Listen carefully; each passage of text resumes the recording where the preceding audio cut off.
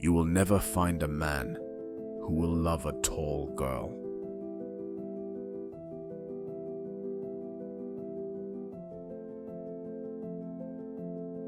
These were the words of her parents. In their eyes, her height was a curse, but they were wrong. This is the story of Ada. In the heart of the village, everyone knew Ada. She was one of many daughters, but she was the only one who touched the sky. Ada was the tallest girl in her family, the tallest in the entire village. The villagers did not call her by her name. They had another name for her. They called her Eroko Tree. It was not a name of respect. It was a name of mockery. Eroko Tree, who will carry the ladder to marry you? You tall girl, you will never meet anyone who will marry you. Every word was a stone, and Ada felt every single one. At home, it was not any better. Ada, my daughter, her father would say, shaking his head, you will never find a man who will love a tall girl. This is what made the anger rise in her chest. One evening, she finally snapped. Mother, she asked, her voice trembling but sharp, is the only reason I was born to get married? Her mother laughed, a short, sharp laugh that cut Ada deeper than any insult. My daughter, her mother said, when you are older, you will understand. A few years passed. It was time to write the entrance exams. The exams that were her only way out. With courage, she went to her father, her last hope. She laid out her dream, asking for the money needed to enroll. But his answer was a cold, sharp no. He didn't offer a reason or comfort, just a definitive refusal.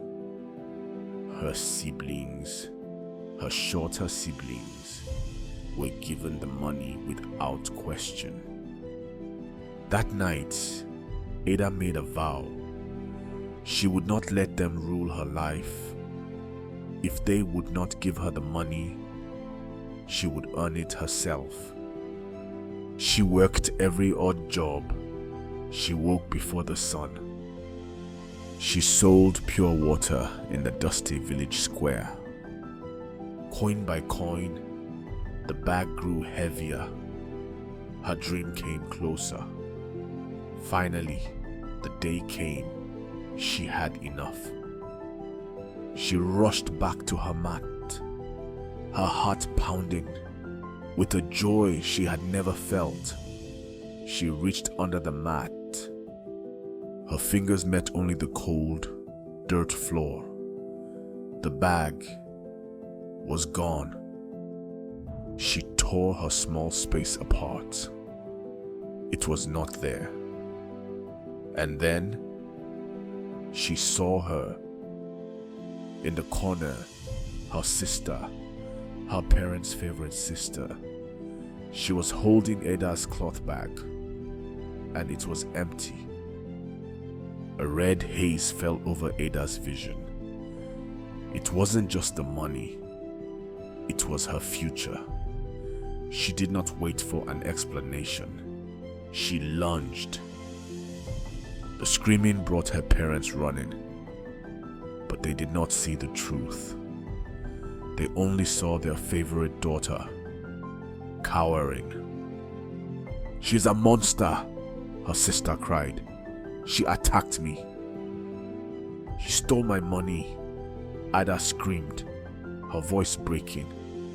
She held up the empty cloth bag. My exam money, it's gone. Her mother snatched the bag and threw it to the dirt. "You lie," she shrieked. "You are just jealous. You are a wicked, tall and useless girl." "We do not care what happened," her father roared. And that was the truth. They didn't care. That night, they made her sleep outside. Not just outside her room, outside the compound, like an animal. The heavy wooden gate was barred from the inside. Ada was left alone in the darkness. As she sat there in the cold, something inside her changed. The heartbreak began to harden, like clay in the sun. She finally understood. She had no family. She had no home. She had nothing. And when you have nothing, you have nothing to lose. She did not wait for the sun. In the cold, grey light, just before the dawn, Ada stood up. She turned her back to the compound. She turned her back to the village that had only ever given her a cruel name. She faced the long dirt road and she began to walk. She walked for days until her feet were cracked and bleeding. She walked until she climbed one final hill, and she saw it. The city, buildings that truly did touch the sky, taller even than the Eroko Tree. But the city was not any better than home. It was just a new kind of cruelty. She was fired from job after job. "You are too distracting," they would say. She was hungry. She was alone. One day, sleeping in an unfinished building, she met another girl. Her name was Chichi. Chichi was an outcast too. For the first time since leaving home, Ada felt like she had a friend. They survived together. They shared their food and their dreams. One day, Chichi came running, her eyes wide with excitement. Ada, I have it. Our way out." Chichi held up a tattered flyer. "It's a casting call, a huge fashion house. They are looking for unique models for the city's biggest runway show." Ada's heart pounded. This was it. "Me?" Ada whispered, afraid to hope. "Yes, you," Chichi said, grabbing her arms. "Your height is what they want. This is your destiny, Ada. This is our destiny." For the next week, they practiced. Chichi taught Ada how to walk, how to pose, and how to hold her head high. Ada's hope, which had been a tiny ember, was now a fire. It was finally happening. The day of the casting call arrived. "The address is 14B Koyo Street," Chichi said, giving her a tight hug. "I will meet you there. Don't be late." Ada ran. She ran through the streets, hope in her heart. She found the address, 14B Koyo Street. It was a small, run-down tailoring shop. "I'm here for the casting," she told the old man sewing a dress. "Casting? What casting? There is no casting here. Go away." No, no, Ada said, her voice frantic. The fashion show, 14B Koyo Street.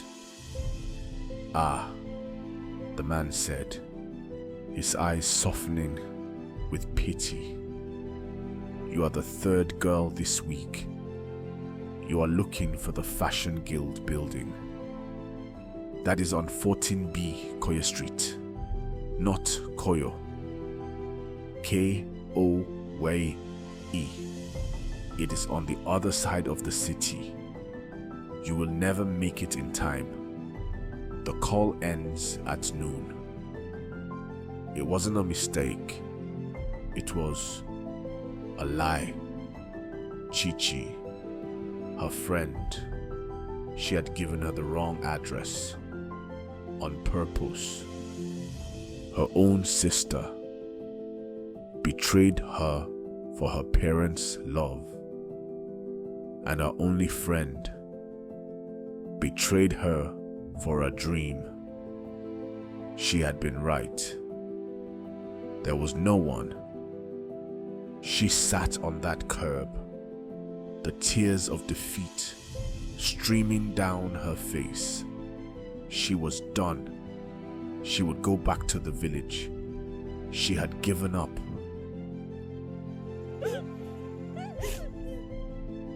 And it was right there, at her lowest point, at the very moment she gave up, that her voice cut through her sobbing.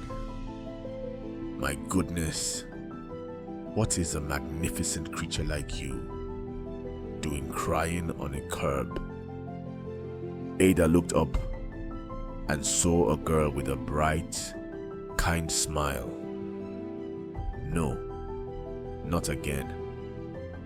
After Chichi, after everyone, I will not be a fool again. I am busy. You don't have to tell me what's wrong, but I can see that you've been hurt. And whoever they are, they were wrong. Go away. What do you want from me? I want to take your picture. I am a photographer, and you have a structure I have only dreamed of. This wasn't kindness.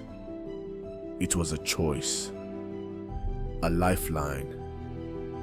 Ada looked at the outstretched hand, seeing every betrayal reflected in it. Her father, her sister, her friend Chichi. What do I have left to lose? I followed her, but I did not trust her.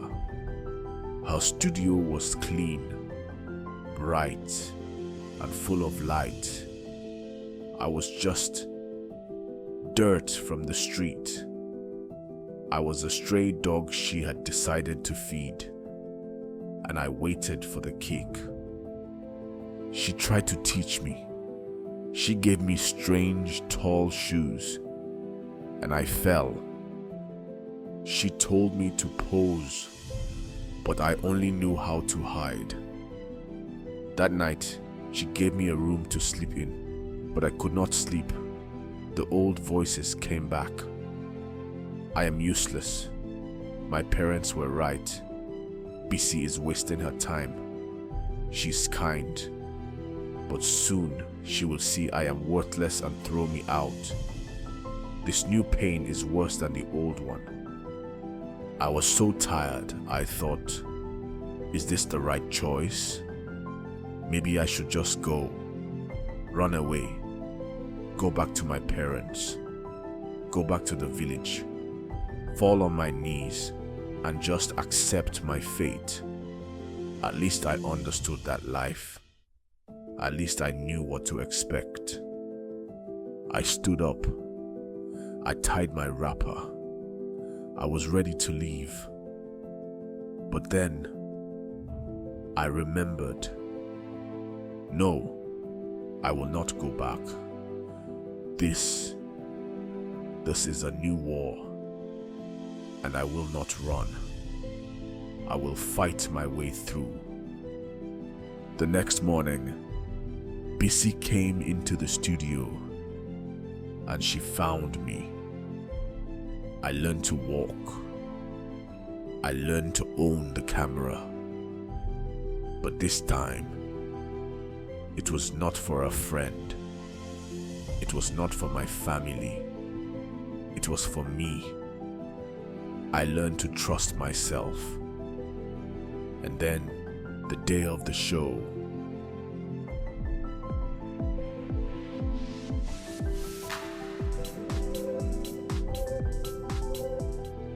they had called her Eroko Tree as an insult.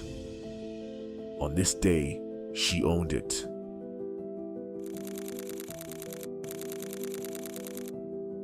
And she became successful. She told her story to the world. She spoke of her pain, but also of the other people who helped her. She built a new family. Her journey was not just for her. It was to show her parents and to show the world that marriage is not the only way, that a woman's worth is not measured, but in her strength, her resilience, and in her power to reach for the sky. Thanks for watching. Subscribe for more stories